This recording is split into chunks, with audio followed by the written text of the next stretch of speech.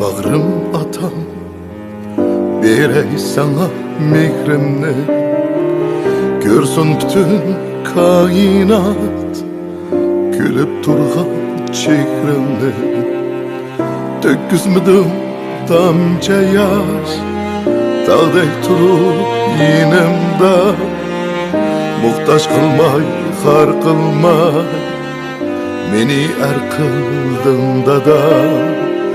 Töküzmüdüm tamca yaş, dağdek turup yinimde, muhtaç kılmay, har kılmay, meni yer kıldın da.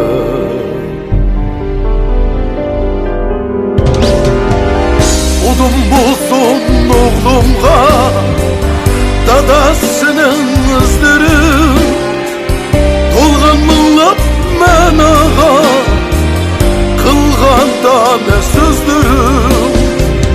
Udum bulsun oğlumga dadasının ızları, dolgan mınlap men ağa kılganda ne sözdürüm.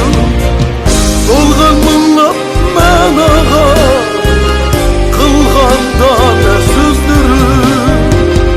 Yolbaş sen bizlerge, sen hayatın nakşisi, erkekler gibi baş bulmaz, atılardın başkası.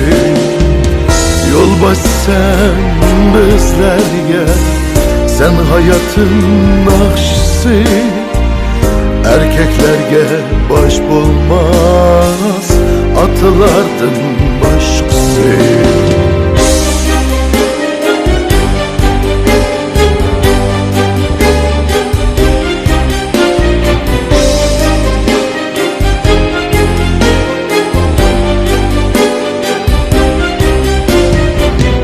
Udum bulsun oğlumga dadasının ızları, dolgan mınlap men ağa kılganda ne sözdürüm.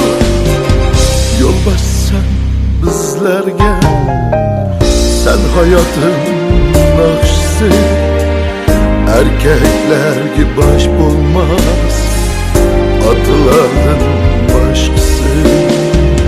Yolbaş sen bizlerge, sen hayatın nakşisi, erkekler gibi baş bulmaz, atılardın başkası. Erkeklerge baş bulmaz, atılardın başkası, atılardın